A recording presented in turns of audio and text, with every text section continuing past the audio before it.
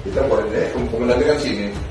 Anak buah saya yang pegang senjata Pak, wajib membunuh. Wajib membunuh, kalau kakak saya pecah, orang saya luka. Dan saya pikul masuk penjara. Jadi kamu pegang senjata, kamu bangga nggak masih masuk penjara? Bangga, udah. Kalau masuk ke tempat kita mau yang bolas tuh beresin rumah itu. Maksudnya kalau pegang senjata Pak dibilang nggak benar, betul Mas. Peluru karet kita nggak perlu karet. Semua saya kasih peluru sih Pak. Pokoknya dia begitu masuk ke kaca, orang kita luka, bunuh. Saya ngomong. Sama Kapolda saya ngomong, sama Panglima saya ngomong. Blak-blakan Abdullahi Hamahua, sniper dan kekalahan Ahok di Pilkada DKI dalam kasus kilometer 50. Itu mempermalukan Islam. Saya sekolah Islam TV sampai SMP. Nah, ada Islam yang seperti itu. Menurut saya seperti ini, jelas. Dan saya juga tidak mau negosiasi ketemu untuk orang-orang seperti itu. Lalu bagaimana FPI yang jelas-jelas melanggar konstitusi, mengatain saya orang ditolak ini gubernur karena suka makan babi segala macam. Lalu kita mau minggu damai dengan dia, ya tidak bisa. Ini dendam dari konglomerat, dendam konglomerat menggunakan orang-orang penguasa yang ada di partai, sehingga kemudian terjadi begitu. Nah, maka setelah itu HRS dipersekusi, HRS dikriminalisasi dan seterusnya, macam-macam, banyak sekali. Akhirnya kemudian beliau harus hijrah. Katanya pertama disebutkan pistol itu adalah rakitan, besoknya itu disebutkan pistol asli tapi dirampas. Logika, kalau rampas itu berarti kan berhadapan, kan merampas berhadapan. Nah, kalau berhadapan berarti kemudian masa tidak tertembak? Yang polisnya itu kan pistol itu diambil oleh Laskar FPI menembak. Masa tidak ada yang luka, tidak ada yang kena seperti itu? Satu. Yang kedua, ini kilometer 50 beberapa hari kemudian dibongkar habis. Dibongkar. Kenapa dibongkar habis? Itu barang bukti menurut KUHP, harus dipelihara. Itu bukan dia yang tembak. Artinya dia tembak tapi pistolnya macet.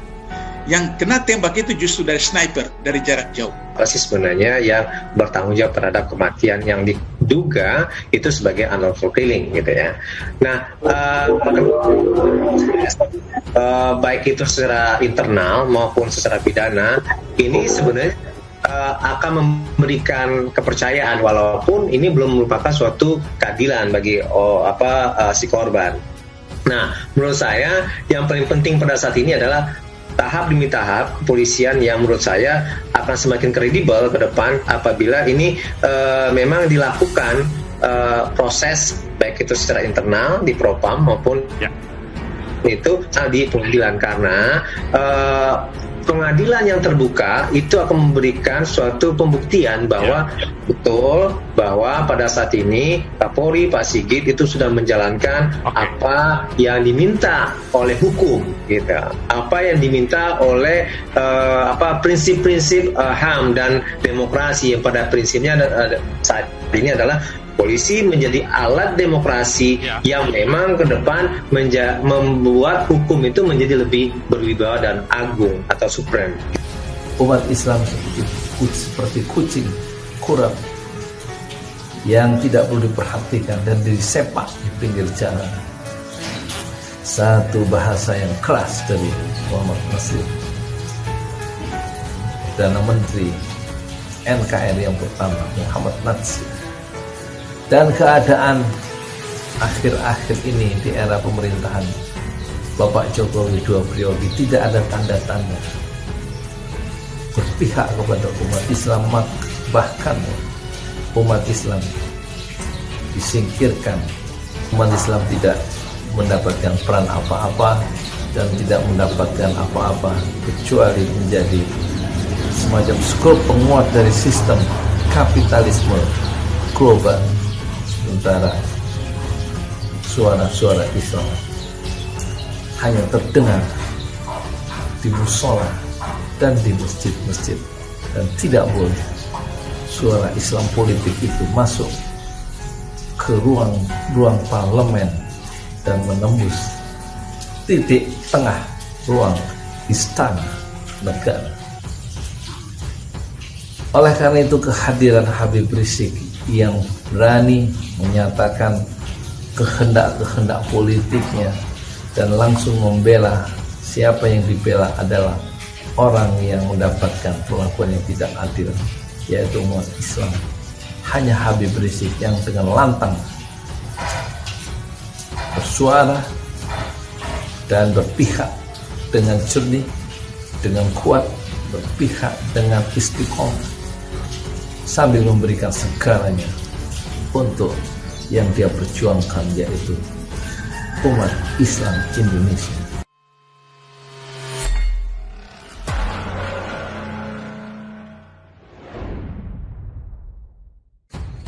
Blak-blakan Abdullahi Hamahua, sniper dan kekalahan Ahok di Pilkada DKI dalam kasus kilometer 50.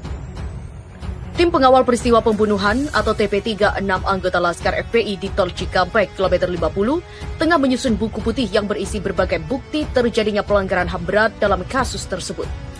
Salah satu yang akan dipaparkan adalah bukti pemenuhan 3 unsur terstruktur, sistematis, dan masif pelanggaran HAM berat seperti diminta Menko Polhukam Profesor Mahfud MD. Saya bisa paham bila Komnas HAM menyatakan hanya pelanggaran HAM biasa karena rujukannya tanggal 7 Desember 2020. Tapi kami tidak melihat peristiwa itu ujuk-ujuk tanggal 7. Demikian kata Ketua TP3 Abdullahi Hamahua dalam video blak-blakan yang tayang di detik.com. Menarik peristiwa itu jauh ke belakang dan ke depan, alasannya adalah target utama dari terjadinya peristiwa itu adalah pentolan FPI Habib Rizik Syihab dan juga ormas-ormas Islam seperti Hizbut Tahrir Indonesia dan juga FPI. Kala itu, Ahok sebagai calon gubernur petahana yang didukung Presiden Jokowi, kabinet, parpol-parpol, dan beberapa pengusaha besar ternyata kalah. Penyebabnya antara lain adalah Gerakan 212 di bawah komando HRS.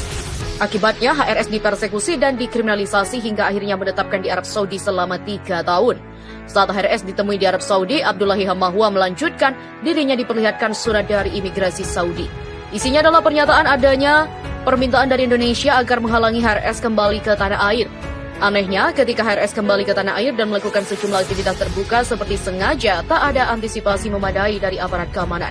Hingga kemudian HRS dinyatakan melanggar protokol kesehatan. Hal itu berlanjut hingga penguntitan HRS dan rombongan dari Sentul menuju arah Karawang. Dalam perjalanan terjadi saling salib sampai 6 anggota Laskar FPI tewas. Disitulah menurut Abdullahi Hamahua terpenuhi unsur terstruktur dan juga sistematis. Untuk unsur masif juga terpenuhi karena jumlah korban tewas lebih dari 1 orang. Lalu diikuti oleh pembubaran FPI dan penurunan baliho-baliho serta papan nama FPI yang melibatkan tentara. Hal lain yang luput dari perhatian Komnas HAM adalah kehadiran seseorang berpakaian hitam dengan senjata laras panjang pada 6 Desember sore hari. Hal ini didapat berdasarkan keterangan sejumlah saksi mata di sekitar lokasi. Dia merujuk pengalamannya saat menjadi penasehat KPK di tahun 2005-2013. Pada 2009, Ketua KPK Antasari Azhar menjadi tersangka kasus pembunuhan Direktur PT Putra Raja Wali Banjaran Nasruddin Zulkarnain. Ternyata di persidangan terungkap, tersangka eksekutor yang disewa gagal menunaikan tugas karena pistol macet. Tetapi Nasruddin tetap tewas dengan peluru di bagian kepala. Abdullah juga menilai ada kejanggalan dari polisi di lapangan yang tidak memborgol 4 anggota Laskar. Akibatnya mereka disebut merampas senjata dan polisi lalu menghabisinya sebagai pembelaan diri. Keanehan lain adalah polisi melakukan pembongkaran dan pembersihan lokasi kejadian, padahal di situ ada banyak barang bukti yang semestinya dijaga hingga kasus benar-benar berkekuatan hukum tetap. Abdullahi Hamahua juga optimis buku putih yang disebutnya tengah disusun oleh penulis berpengalaman, penulis biografi para tokoh itu, akan selesai sebelum akhir Maret ini.